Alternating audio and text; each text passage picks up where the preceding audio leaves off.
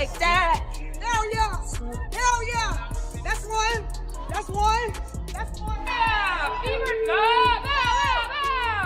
They ain't song and dance to me, man. I'm just grateful, man. I love basketball. I love playing with my team, so let's take a week. Indiana Fever just watched Game 2 slip away. Not because they were outmatched, but because the refs practically handed it to the Las Vegas Aces. 41 fouls, 16 in just one quarter, players being thrown to the ground. And somehow, A'ja Wilson walked away praised for her stat line, while Lexie Hull played through a back injury she got in Game 1. This wasn't basketball. It was chaos disguised as defense. So how did the Fever even manage to fight back through all that? And what does it mean? I mean, it feels like a physical game every game. Just like it's been a physical season. Watch how the third quarter goes down. At least they called this one. A'ja Wilson creams Lexie Hull like she did 5 times in Game 1. Peggy Hammock get 15 calls in a row and one goes another way and she starts screaming and crying. A'ja Wilson doesn't like Lexie Hull. She's always pushing her, but that's an illegal screen, and then Lexie Hull gets called by lighting up the scoreboard with a playoff career-high 34 points. Every time Vegas pressed, Indiana pushed right back, not with flair, but with control, refusing to let the tempo get out of their hands. And then there was the Aces' supposed trump card. A'ja Wilson, the MVP, found herself in a nightmare of a shooting night. 6 makes on 22 attempts. A'ja Wilson. Look at that foul they called for. Yeah, saved her. That's some bull crap. I love Aaliyah Boston. Great job today playing defense. Look at that. Another foul. Bailed out by the refs. I get pissed off. This is the worst one. They call this a jump ball. How is that a jump ball? Nobody even had run still. Lexie Hull has scored the last 6 points for Indiana with a couple of threes. Mitchell, good look. And she got it. Kelsey Mitchell in that first half had 9 points, but was just 1 of 5 from 3-point range. It was Lexie Hull. Possession. Aaliyah Boston, that's anything that's over the back. Not a jump ball. 6. Indiana's defense forced her into tough looks, contested everything near the rim, and made sure she had to work for every bucket. That was the story, one team executing with surgical precision without fouling, while the powerhouse squad couldn't buy rhythm on their own court. What made it sting even more for Vegas was the context at home, with the whistle bending their way. With Nash and A'ja Wilson and the Las Vegas Aces lose Game 1 on their home court to the Indiana Fever, 89-73. The Indiana Fever were in control of this game from start to finish. That embarrassment. Final coverage already suggesting an easy series win. Instead, the Fever held their ground and walked out with a 16-point blowout. Fans immediately noticed the cracks. That foul count felt off, even in victory. But the magnitude of Indiana's win buried the complaints. Still, that undercurrent of bias wasn't ignored. It was. We're not interested in playing clean. In the WNBA, you cannot blindside somebody and set a screen on them without enough time for letting the player being screened react. And then look at this. 1. Their arms lock up. But you got to let go at some point. Like you can't bring the person closer to you and just stay locked in while the offensive player is trying to get the rebound. But we know A'ja Wilson only receives fouls. They came out first brushed aside because the Fever handled business regardless. That embarrassment fueled the Aces. A loss by 16 wasn't something they could excuse. And it's why they stormed into Game 2, determined to change the tone. The question wasn't if Vegas would respond. It was how far they'd go. But at what cost did the Aces decide to?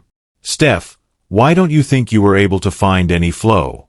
And when that was the case, what are you trying to do to jumpstart things, maybe on the defense? Well, it's hard for us to find flow when there's a foul call every 10 seconds. I mean, it just really is. You know, and when they're at the free throw line, we can't get up and down the floor. And that's a challenge. They were much more aggressive and physical defensively. And we didn't counter that with our off-ball actions or with our back cuts. So they took us out of our comfort zone. I mean, offense is about rhythm. It's about timing. It's about spacing. We allowed them to do that, and they kept us from doing it. Fight back. Was Game 2 even basketball? Or was it just a brawl that the referees dressed up as playoff intensity? From the opening minutes, it was clear the Aces were not interested in playing clean. And the W. Poito Tatata on Mikey Tways had he's colliding on every possession, and the officials never established control. What should have been a back-and-forth showcase for two great teams turned into 41 fouls, and the whistle never stopped cutting through the arena. Yeah, Lexie, obviously you were a late add to the injury report today. Just how are you feeling this morning with your back, and what do you have to do to be able to play? I mean, I'm feeling sore still, but I think just a lot of treatment, trying to get, our bodies as ready as we can be. Part of playoffs, I think, for everyone is the end of the season. Everyone's a little fatigued, everyone's a little sore. So just trying to go out there and do the best I can. Yeah, a lot of treatment with our trainers. I'm really thankful for them to spend a lot of time with me today, a lot of time with me yesterday, get me ready for tonight. Of those fouls came in just the third quarter, a stretch where Indiana had no chance to find rhythm. Every attempt at momentum was chopped into pieces by stoppages that seemed to favor one team consistently. The physicality wasn't occasional, it was the entire storyline. Players were shoved when cutting through the lane, defenders used forearms instead of footwork, and more than once, someone ended up sprawled on the floor. What stood out wasn't just the number of fouls, but the way they broke the Fever's pace. This is a group that thrives in flow, that runs and shares the ball, and instead, they were dragged into a wrestling match they didn't ask for. While Vegas piled up free throws, Indiana was forced into choppy half-courts. This is what happened. They cut it to 8 and they get 4 fouls in a row. That was not a foul. That was not a foul. This is crazy. 4 consecutive fouls. So from 8, it goes to 13 really quick, and the rest was history. It looks like Howard got hit in the arm by 2 players. They don't call fouls a shot clock. But the rest of the game were just a whole bunch of fouls being called, people flying. That are the least comfortable part of their identity. Lexie Hall should never have even been out there. After injuring her back in Game 1, she was listed as a game-time decision. Most players would sit, heal, and wait for the series to shift home. Instead, she taped herself up, hit the floor, and immediately got targeted by Vegas's rough style. You saw it in real time. Contact after contact, bump after bump, with her landing on the hardwood more than once. I mean, it's how you look at it. Looks honestly by some of the fouls and the way it was going, it looks like we were almost too physical, but yet at the same time I feel like we have to be able to get that on the other end. I think sometimes when you just look at the game as a whole, when you look at the way that it works, sometimes you manipulate into different ways and you have smaller matchups. So, I mean, I just don't think it's really possible all the time for some of those smaller matchups to really do such a clean job of that. But hey, I'm here to hoop. So none of my business. Since that, Paul went to the arc and drilled 5 3-pointers, tying a Fever playoff record. It wasn't clean or pretty, but it was defiant. After the game, she admitted, I'm feeling sore still. But I think just a lot of treatment, trying to get, our bodies as ready as we can be. We're just pushing through. That's not a highlight reel quote. That's a player who knows she's being punished, but refuses. But in truth, it was survival basketball just to tally those numbers. Key Hull kept her out of that space as much as she would have wanted to. She did end up with nice controls. 7-0, Ace's run has been stopped, Sims, and is to fold. Meanwhile, the national conversation didn't really focus on Hall's grit or the Fever trying to keep their season alive. It celebrated A'ja Wilson's stats. 25 points, 9 boards, 5 steals, 2 blocks. Those were the numbers repeated everywhere. What got ignored was how she accumulated those numbers. Bullying. You're still on young. Sin's over. A'ja Wilson, she had to put some extra arc on that.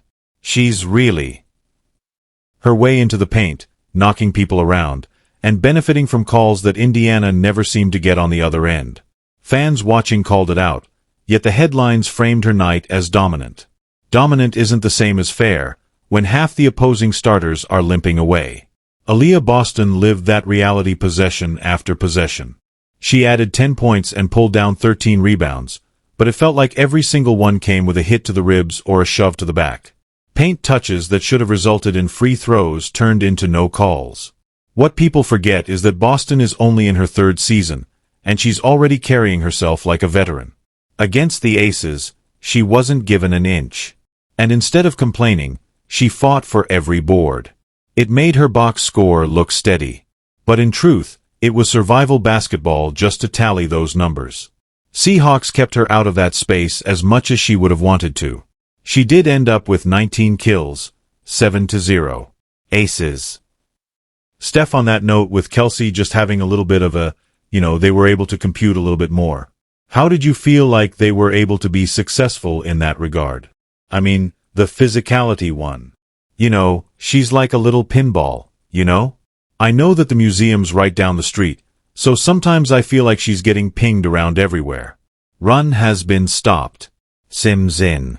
And while the spotlight was on star names, Odyssey Sims gave Indiana a chance to even breathe. 18 points for a player constantly trying to dribble through double teams, hacks at her arms, and whistles that randomly stopped any flow she found. Sims turned half-broken possessions into baskets, only to watch the next trip down erased by yet another stoppage. You could see her frustration grow, but she never slowed.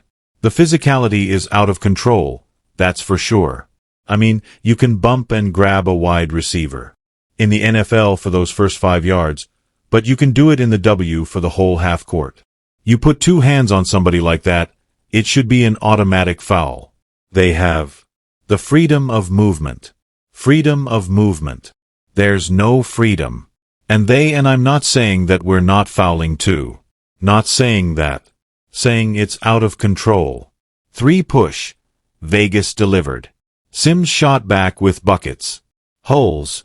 Threes.